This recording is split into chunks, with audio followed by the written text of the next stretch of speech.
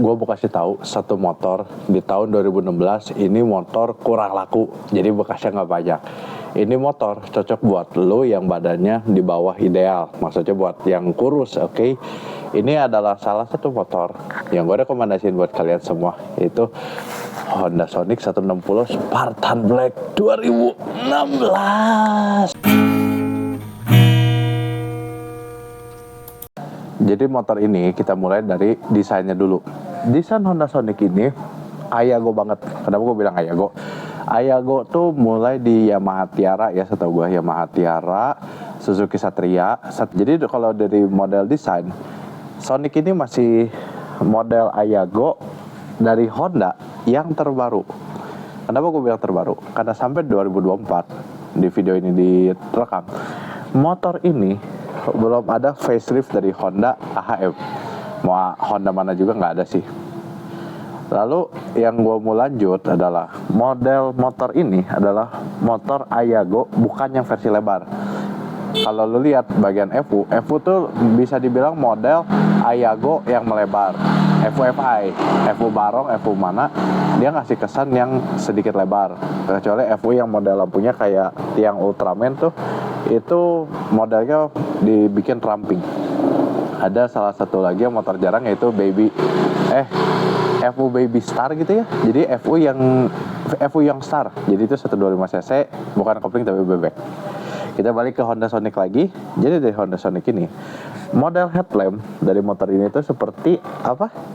Betul, Honda CB 150 yang dulu ya, sebelum yang si facelift yang upside down. Model headlampnya mirip, bahkan bisa dibilang hampir persis malah. Itu dari bahasan model headlamp. Kita pindah ke bagian belakang. Dari model Ayago itu, yang jadi ciri khas si Sonic itu si bagian headlamp. Headlamp ini bisa dibilang punya ciri khas seperti Honda CB 150 yang sebelum upside down. Jadi sebelum upside down, model headlamp itu seperti ini, agak runcing-runcing model kolor. Oke, ini si headlamp, si bagian plat nomor dia pasang di bawah seperti ini. Beda sama gesek. Kalau gesek si bautnya dari bawah ke atas, kalau ini bautnya di luar. Jadi kalau mau lepas pasang, ini cukup mudah. Pindah ke bagian belakang. Bagian buntut dari Honda Sonic ini meruncing ke atas. Yang gue bilang, ini Honda model Ayago yang sistem rampingnya tuh ramping ke atas atau ke langsingnya itu kelihatan banget karena dari headlamp, dari model fairing, dari model stop lamp, ini modelnya mengarahnya ke atas semua. Sedangkan dulu FU itu setahu gue rada melebar. Jadi model-model kayak Jupiter seingat gue sih buat stop lamp. Dan yang menariknya kalau dari Honda Sonic ini, gue suka kembali Honda Sonic sama FU karena knalpotnya mirip sama FU yang karbu dibanding FU-FI, lebih mirip Sonic buat ke karbu. Knalpot FU karbu. Sorry agak backlight, tapi gue mau kasih lihat knalpot ini. Kenapa gue bilang mirip FU? Karena lihat deh, warna knalpot FU-FI itu warnanya udah bukan chrome lagi, tapi warna hitam doff, terus dipadu sama warna satin daerah sininya. Sedangkan FU karbu dulu tuh begini warnanya, chrome hitam. Walaupun ininya beda, kalau FU tuh baut-baut, ini enggak, udah paten. Jadi itu yang gue bilang, desain ini lebih mirip ke FU karbu daripada FU-FI-nya sendiri. Percuma ngomongin Ayago soal desain kalau kita nggak ngomongin soal mesin. Ayago ini punya salah satu kelebihan dibandingkan FU, yaitu kemaksimuman tenaga yang dikeluarkan dari Honda Sonic itu di 9000 rpm, yaitu 16 daya kuda. Sedangkan di FU emang betul lebih besar tenaga kudanya di 18,4. Tapi mulai muncul di 10.000 rpm. Gue bakal jelasin simpelnya gini ya. Kalau lu punya power yang besar tapi nunggu rpm yang tinggi, lu bakal ke stop di macet dulu. Dan kalau misalnya lu punya tenaga nggak gitu besar tapi di rpm lebih rendah, alhasil di stop and go itu lebih enak. Itu soal power. Kalau soal torsi atau akselerasi, torsi dari Honda Sonic itu 13,5, kalau dibanding sama FU yang 13,8. Emang selisih 0,3. Tapi RPM-nya Honda Sonic itu lebih bawah, yaitu 6.500 dibandingin FU 8.500. Emang secara mesin ini motor udah DOHC, tapi nggak sebuah Suzuki. Karena apa? Kebiasaan Honda. Honda itu di zaman dulu lebih fokus kepada reliability dan konsumsi bahan bakar. Sedangkan Suzuki always speed, nyalakan nyali si Indiga juga. Oke. Nah, yang gue mau lanjut lagi, karena tadi gue bilang si RPM-nya lebih rendah, alhasil BBM tuh bisa gue bilang lebih irit. Karena si Sonic ini bisa dapat 1:43 dengan berat badan 110 sampai 180. Karena kadang gue boncengan, kadang gue sendiri. Gue sendiri beratnya 110 kilo. Dan buat akselerasi yang gue bilang, karena dia 35 Nm tapi RPM 6500, alhasil buat stop and go gue lebih megang ini dibanding FU. Jadi si motor ini lebih ditujukan kepada orang yang mainnya stop and go, nggak top speed juga nggak malu-maluin. Cuman ya kalau lu bandingin sama FU ya jelas beda kelas lah. Suzuki itu emang mainnya atasan terus dari zaman Thunder sama Tiger gitu ya. Banyak lah historinya Suzuki dan Honda kayak gimana. Dan si motor ini rantai rada berisik, khasnya kebericik Honda. Tapi kalau dibanding sama gesek, mesin ini lebih halus, nggak ngeletak-letak gimana. Nanti gue bakal start kayak gimana suaranya. Kelebihan yang ada di motor ini dibanding sama CBR adalah masih ada kickstarter. Yuk kita starter motor ini sambil kita dengerin suara mesinnya kayak gimana.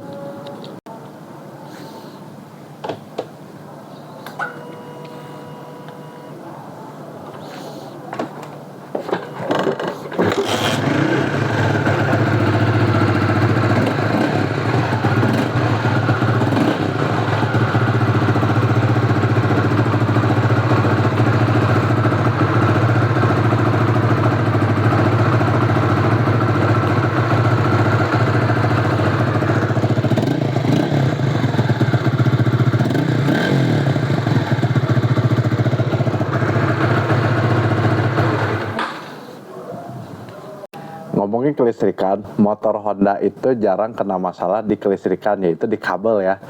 Tapi udah jelas Honda itu pelit fitur. Jadi gue bilang, kalau di Honda ini, speedometer di tahun 2016 minimalis dibandingkan dengan CB pun ini lebih minimalis lagi. Lalu lampu yang LED cuman lampu depan doang, headlamp. Bener-bener headlamp. Jauh dekat LED, sisa semuanya mau lampu sen, lampu senja, lampu senja, oh enggak, lampu senja udah LED, lampu sennya aja, lampu sen, lampu stop lamp itu masih halogen. Tapi gak gitu masalah sih, karena motor ini bukan motor yang buat modif-modif lampu atau gimana tuh jarang lah, biasanya ngoreknya ke mesin. Dan yang menurut gua agak-agak aneh buat motor laki adalah nggak ada engine switch-nya, jadi nggak bisa nih dimatiin di saklar trek itu nggak bisa. Kalau mau ganti ya boleh aja, cuman ya males nggak sih? Motor ini mau mendingan lu main mesin aja. Power to weight ratio-nya juga udah mantep. Dengan power Honda Sonic dia bisa dapat 0,114 power to weight ratio dibanding Suzuki 0,118 power to weight ratio. Kalau ngomongin soal kaki-kaki, lu bandingin ayo gue sama motor lain udah jelas kalah. Kenapa gue bilang kalah? Shock breaker depannya aja 26 gitu, sedangkan 26 tuh rata-rata di Matic dipakainya. Di tahun 2016 pun ini kecil, apalagi 2025. Tapi ada kelebihannya, nanti bakal gue jelasin. Di selain shock breaker, ada ban depan belakang yang kalau gue bilang ini tuh sebagai plus atau minus. Karena dengan ban kecil itu depannya di 70/90 dan belakangnya 90/80, ring 17 dua-duanya. Ini tuh kecil gitu. Tapi kalau misalnya lo ngejar konsumsi bahan bakar, ini enak. Ngejar drag juga lumayan enak. Dan buat road race, pelak ini lo tinggal pakein yang 100/70 ini udah udah ngedonat gitu. Jadi buat cornering juga udah lebih enak. Itu soal kaki-kaki. Dan dari yang gue bilang, kalau misalnya si shock breaker kecil, alhasil kalau lu muter arah, dia bisa lebih patah karena shock breakernya kecil. Kalau shock breaker gede, lu bisa lihat dari motor-motor yang udah upside down, dia radius putarnya lumayan susah. Apalagi kalau misalnya badan lu yang gak gimana tinggi, punya motor yang berat, muternya kecil, lu harus maju mundur dan itu menyusahkan sih menurut gua ya. tinggi gue 182 cm di motor yang dengan seat height cuma 762 cm, atau bisa dibilang mah salah, 762 cm, 762 mili di ibu gue. Jadinya tuh ini motor pendek dan kaki gue nekuk, udah posisi squat gitu. Dan lo bayangin kalau misalnya gue boncengan, anggap di belakang ada bonceng nih, makin pendek lagi gitu. Dan shocknya bisa gue bilang ini empuk, mentul-mentul gitu, dibandingin sama motor-motor yang kayak nekat, motor racing. Ini tuh nggak sementul-mentul ini. Jadi kalau buat lo yang berat badannya ideal atau di bawah ideal, ini motor enak karena empuk. Dari tadi kan gue jelasin kayaknya banyak jeleknya ya buat motor ini. Bukan motor ini, buat kelas Ayago. Nah, gue bakal kasih tahu motor itu sebenarnya ditujukan buat siapa sih. Ini motor, kalau gue bilang, ini motor bukan buat gaya-gayaan, tapi buat fungsionalitas. Kata motor ini, lo bayangin aja deh, buat gue aja, lebar bahu gue hampir lebih lebar daripada stangnya. Ini kalau misalnya lo nyala Philip, ini tuh enak banget buat macet stop and go dengan akselerasi yang bisa gue bilang cukup wow ya, di 150 dengan weight ratio segitu. Ini cocok buat lo yang daerahnya rada macet dan lo masih sekolah. Karena gue bilang masih sekolah, parkiran sekolah itu wadidaw, penuhnya ngejejernya gitu. Dan motor ini kecil, lo nyempil juga masuk gitu. Dibanding lo pakai motor-motor yang gede-gede juga, lo mau istilahnya kalau San Mori enak ya, tapi kalau ke sekolahan sedih gak sih kalau nyampe baret motornya. Menuju penghujung video, gue bakal ngejelasin plus minus motor ini beserta minus yang ada khusus di motor ini, biar lo bisa jadi patokan kalau misalnya lo mau beli-beli gitu ya. Yang pertama, plus dari motor ini ramping kayak yang tadi gue bilang, dari semua desain, kaki-kaki, tinggi, ini tuh semua ramping. Motor yang kalau bisa dibilang sama sepeda juga kadang bisa selap-selipnya bareng gitu. Itu buat si desain. Dan buat lo yang pertama kali naik motor, ini motor enak karena enteng buat stop and go. Jadi kalau misalnya lo handling kurang kuat gitu ya, lo rem pun masih ketahan, masih kepegang lah. Buat lo yang pertama kali belajar main kopling, ini cocok banget. Dan kalau bisa dibilang plusnya, motor yang sedikit teknologi bakalan gampang ngebenerinnya kalaupun rusak. Tapi kalau nggak rusak juga ya lo mau modif rada gampang gitu, nggak mikirin ecu ini itu, nggak sebanyak motor-motor zaman sekarang. Dan apalagi buat yang seumuran gua udah mau nginjak 30, motor ini tuh cukup mengenang di zaman gua pas SMA. Karena motor gua zaman pas SMA tuh orang-orang pada pakainya FU, Sonic gitu ya, motor yang ramping dan bisa ada Kickstarter. Motor gini ada Kickstarter, CB-CBR gak ada, senggol bos.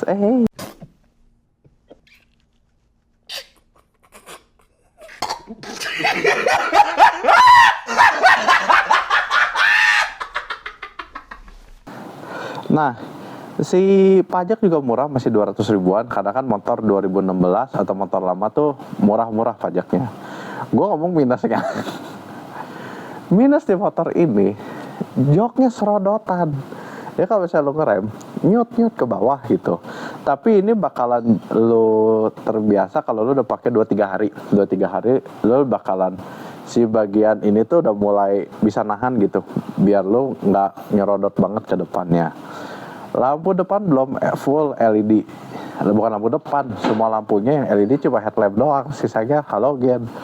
Dan kalau si minus lagi, si motor ini seal oli dan seal mechanical ini tuh bisa gue bilang sering deh, karena di kilometer yang sama buat Suzuki dan Honda jarang seal ini diganti, yaitu seal oli dan seal mechanical. Jadi kalau misalnya lo nanya-nanya di grup, bang gue baru beli ada oli netes tapi bukan dari mesin tapi dari selang, itu namanya seal oli dan seal mechanical. Apakah parah? Enggak, cuman itu minus, bukan minus sih, lo ganti juga 100 ribuan tuh dapat gitu. Jadi kalau gue saranin di kilometer 30 ribuan, lo udah mulai spare lah. Seal oli, seal mechanical itu tuh satu set kira-kira 150 sampai 250 tergantung daerah. Dan kalau bisa nggak usah ini di Honda sampai 1 bulan, janganlah, capek harus pakai SNK, harus ini harus itu. Beli aja di marketplace, di mana juga ada. Terus si bagian apa lagi minusnya ya, serodotan. Oh sama di bagian speedometer itu minimalis banget. Nanti gue kasih lihat di situ, nggak ada jam, nggak ada full consumption, nggak ada average, nggak ada apa. Pokoknya cuma bensin, RPM, odo juga nggak ada. Oh odo ada, trip nggak ada, range juga nggak ada. Dan yang ke ininya itu sih yang ujung gue bilang nggak ada engine switch tadi, rada susah. Itu bukan cuma di Sonic, CBR juga nggak ada. Kalau yang di zaman 2016 sampai 2020-21 tuh nggak ada. Itu minus di semua motor Sonic. Khusus di motor ini ada beberapa minus, ya rada-rada gitu. Minus pertama, motor kalau daerah-daerah rumah gua udah pasti kena cakar kucing. Makanya NMAX gua juga gua pakein pembungkus cakar kucing biar gak dicakar begini. Yang kedua, si asnya ini masih mulus, cuman si seal shock breaker mungkin harus ganti, mungkin, atau bisa diservis. Gue nggak tahu sampai video ini diupload apakah ini udah gue benerin atau belum. Nanti gue bakal kabarin lagi soal seal shock kiri, mungkin minta diservis lah istilahnya. Dan yang ketiga, minus dari motor ini adalah dari sini kan ada selang nih, dia ngarah ke dekat ini arah radiator. Nah di sini yang gue bilang ada seal mechanical dan seal oli yang sebaiknya diganti karena motor ini udah mulai netes sedikit-sedikit. Jadi netesnya gimana? Apakah didiemin netes? Enggak. Jadi kalau misalnya lu pakai, ini motor nggak netes, tapi begitu lu parkir dia netes. Itu salah satu minus di mesin versi CB. Motor ini di tahun 2024 gue jual di harga 14 juta. Tapi khusus di tahun 2025 buat awal baru gue bikin harga baru juga, yaitu 13.500.000. Atau khususnya buat lo yang kalau misalnya mau nego, gue startin di harga 13 juta lah yang nonton video ini. Kalau di Facebook atau di Instagram gue set di harga 13.500.000. Tapi buat lo yang khusus dan nonton YouTube ini dan subscribe gitu ya, 13 juta nego deh. Pajak jalan, surat komplit. Minusnya yang tadi gue bilang aja, minus. Gue jual motor, kalau misalnya ada minus, gue kasih tahu minusnya. Dan kalau misalnya mau gue bantu benerin, gue bisa juga. Atau lo mau benerin sendiri, punya bengkel rekanan, aman bro. Oke, gitu aja buat video kali ini. Pembahasan soal Honda Sonic 150 2016 Spartan Black. Buat lo yang suka sama video ini, boleh like dan komen. Dan juga jangan lupa subscribe di video ini juga, hadiah Fatboy, supaya gue bisa lebih berkembang lagi dan banyak bahan-bahan motor yang bisa gue review. Lo komen aja deh motor apa yang mau gue review, nanti gue cari unitnya. Siapa tahu ada yang punya, atau lo ada motor yang mau di review, kontak-kontakan aja bro. Oke, gitu aja. Gue hadiah Fatboy, keep healthy and gas bro.